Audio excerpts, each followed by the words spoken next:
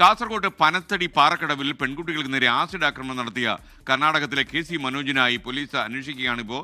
മദ്യലഹരിയിലായിരുന്നു അയാളുടെ ആക്രമണം. അരുൺ പാറയ്ക്കൽ വിവരങ്ങളുമായി ചേരുന്നു കാസർഗോഡ് നിന്ന്. Arun, good morning. യഥാർത്ഥത്തിൽ ഈ പ്രതി എവിടെയുണ്ട് എന്നെങ്കിലും സൂചന പോലീസിന് ലഭിച്ചോ?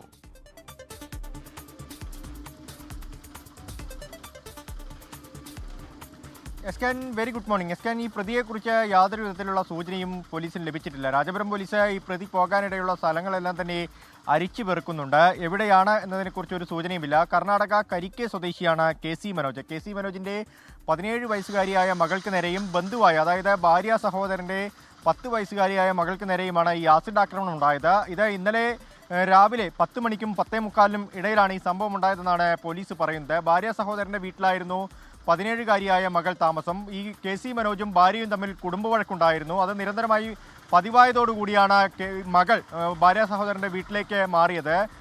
പിതാവ് KC മനോജ് രാവിലെ മദ്യപിച്ച് വീട്ടിലേക്ക് എത്തുകയായിരുന്നു. തുടർന്ന് കുട്ടിയെ വിളിച്ചിറക്കി കുട്ടിക്ക് നേരെ ആസിഡ് ആക്രമണം നടത്താൻ ശ്രമിക്കുകയായിരുന്നു. ഒപ്പമുണ്ടായിരുന്ന 10 വയസ്സുകാരിക്ക് നേരെയും ആസിഡ് ഒഴിക്കാനുള്ളൊരു ശ്രമം നടത്തി. പക്ഷേ കുട്ടികൾക്കൊന്നും തന്നെ വലിയ പരിക്കില്ല എന്നതാണ് തുണയായത്. രണ്ട് കുട്ടികളെയും കാഞ്ഞങ്ങാട്ട് ജില്ലാ ആശുപത്രിയിൽ എത്തിച്ച് പ്രാഥമിക ശുശ്രൂഷ നൽകി. അതിനുശേഷം കുട്ടികളെ വീട്ടിലേക്ക് തന്നെ പറഞ്ഞയച്ചു. ഇനി 10 ദിവസത്തിന് ശേഷം മാത്രം ചികിത്സയ്ക്കായി എത്തിയാൽ മതിയെന്നാണ് ആശുപത്രിയിൽ നിന്ന് അറിയിച്ചിരിക്കുന്നത്. ഈ പ്രതിക്കായി ഇപ്പോഴും പോലീസ് തെരച്ചിൽ തുടരുകയാണ്. കർണാടകത്തിലേക്ക് കടന്നു എന്നൊരു നിഗമനത്തിൽ തന്നെയാണ് രാജപുരം പോലീസ് ഉള്ളത്. SK.